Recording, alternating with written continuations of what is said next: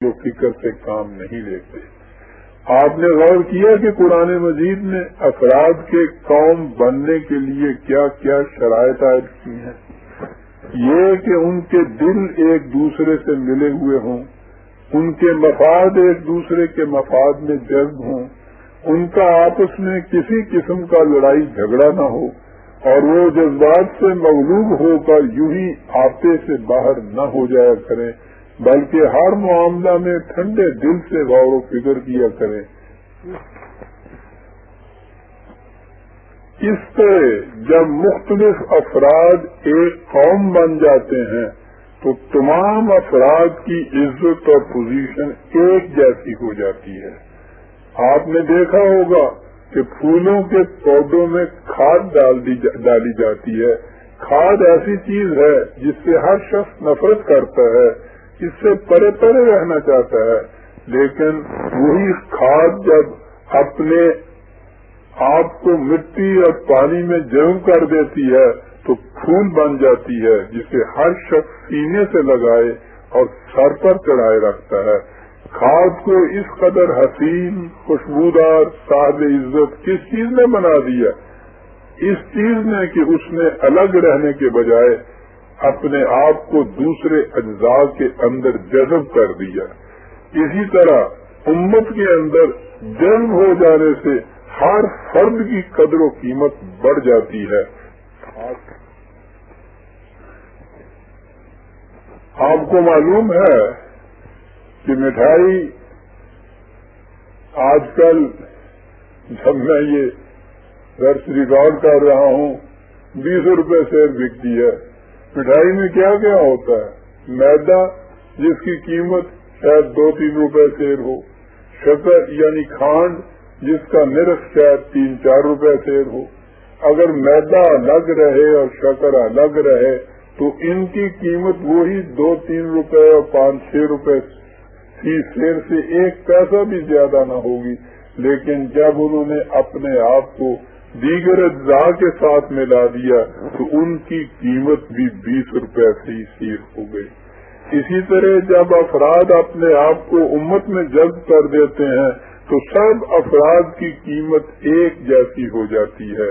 اس میں بڑے اور چھوٹے کا کوئی فرق نہیں رہتا۔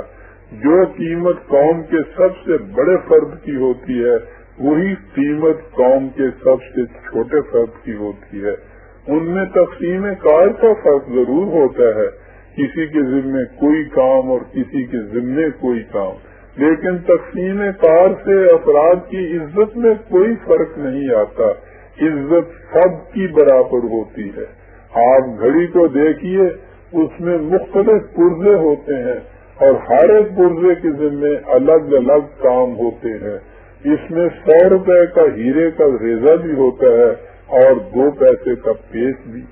الگ الگ دیکھیے تو ہیرے کے مقابلے میں پیچ کی کوئی قیمت اور اہمیت نہیں ہوتی، لیکن گھڑی کے اندر پیچ کی اہمیت اس قدر ہوتی ہے کہ وہ اگر ذرا ڈھیلا ہو جائے اور اپنا کام چھوڑ دے تو ساری گھڑی بیکار ہو جاتی ہے، اور بڑے سے بڑے پرزے کی اہمیت بھی کچھ نہیں رہتی۔ جب مختلف افراد باہمی جذب سے امت بنتے ہیں تو جو شخص چھوٹے سے چھوٹا کام کرے اس کی اہمیت بھی باقی پرزوں کے برابر ہو جاتی ہے۔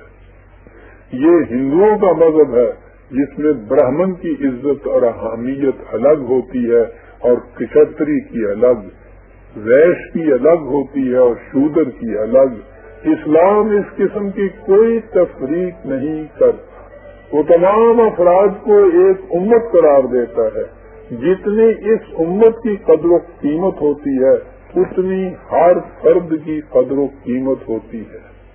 ان افراد کے دلی تعاون سے امت کا نظام قائم رہتا ہے۔ عزیزان من، اس میں جیسا میں نے کہا ہے مختلف کام مختلف لوگوں کے سپرد ہوتے ہیں۔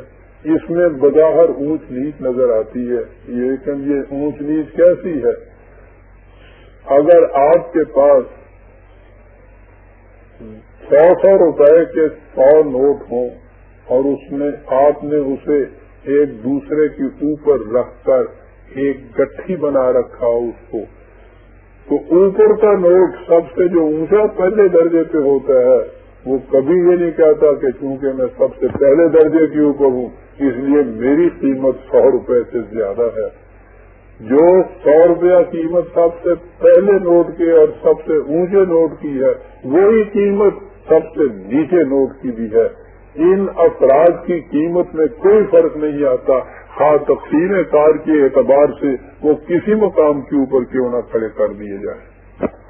जैसा कि मैंने कहा है, इन अफराद के दिली ताउन से उम्मत का निजाम कायम रहता है, और जैसा कि पिछले खुतबे में बताया गया था, खुदा का कानून मकाफात अमल इसी निजाम के जरिए अपने नताइज सामने लाता है।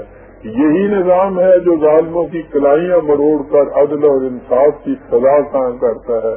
हमारे यहाँ अगर इन जालिमों के हौसले दराज होते चले जाते हैं तो इसलिए कि हम एक उम्मत, एक कौम की हैसियत से नहीं रहते, अफराद की हैसियत से रहते हैं।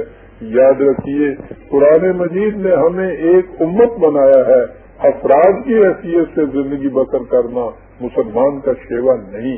मुसलमान उस वक्त मुसलमान बनता है जब वो उम्मत की मशीनरी का पुर्जा बनकर रहता है। यूं ही वो उस मशीनरी से अलग हुआ, इस्लाम का फलादा उसकी गर्दन से उतर गया।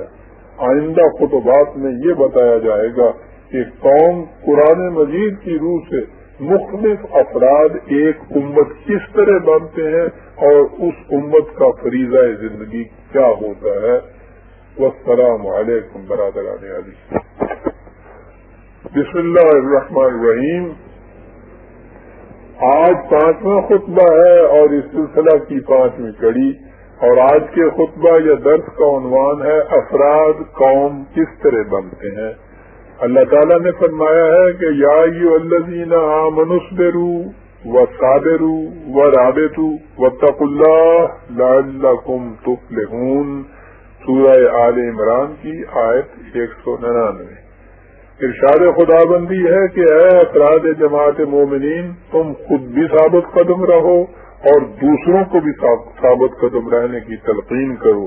एक दूसरे के साथ जुड़े रहो और इस तरह सब मिलकर कवानीन खुदाबंदी की निगहदाश्त करो, तकवा शिआर बनो ताकि तुम कामयाब जिंदगी बसर कर सको। साबिक़ा खुतबा में ये बताया गया था कि इस्लामी जिंदगी ये है कि तमाम अफराद बाहमी मिलकर उम्मत बन जाएं। इस्लामी जिंदगी उम्मत या कुरान या कौम बनकर रहने की जिंदगी है, अलग अलग रहने और अपने अपने मफाद के पीछे दौड़ने की जिंदगी मुसलमान की जिंदगी नहीं। अब ये सवाल पैदा होता है कि मुख्तलिफ अफराद एक कौम किस तरह बनते हैं, अलग अलग मुसलमान एक उम्मत के धागे में किस तरह पुरोए जाते हैं। आज हम इस अहम हकीकत को आपके सामने बयान करेंगे। आपने कभी फुटबॉल का मैच देखा होगा, जरूर देखा होगा। इसमें एक तरफ 11 खिलाड़ी होते हैं। ये सब खिलाड़ी मैदान के आधे हिस्से में बिखरे हुए होते हैं, कोई पीछे, कोई आगे, कोई दरमियान में, कोई दाएं, कोई बाएं, कोई सबसे आखिर एक जगह अकेला खड़ा दिखाई देता है। वो इस तरह बिखरे हुए होते हैं जैसे एक को दूसरे के साथ कोई ताल्लुक ही नहीं। इतने में सीटी बजती है और बाल मैदान में आ जाता है। ये बिखरे हुए खिलाड़ी बड़ी तेजी से भागना शुरू कर देते हैं। मैदान में अजीब हलचल मच जाती है। ऐसा मालूम होता है गोया अफरा तफरी का आलम है, लेकिन इस अफरा तफरी और हलचल में एक चीज अजीब दिखाई देती है, और वो ये कि इनमें से जिसके करीब भी बाल आ जाता है वो उसे एक खास सिमत की तरफ ले जाने की कोशिश करता है। ये कभी नहीं होता कि इस एक टीम में से एक खिलाड़ी बाल को मशरिक की तरफ ले जाए और दूसरे की बारी आए तो वो उसे मगरिब की तरफ ले जाए। जिस सिमत को ये सब खिलाड़ी बाल को ले जाना चाहते हैं उसे अंग्रेजी जुबान में गोल कहते हैं। गोल के माने नस्बुल है, मंजिल मकसूद, वो नुक्ता जिस पर सब की निगाह हो, वो चीज जिसे सब मिलकर हासिल करना चाहें। کھلاڑی 11 ہوتے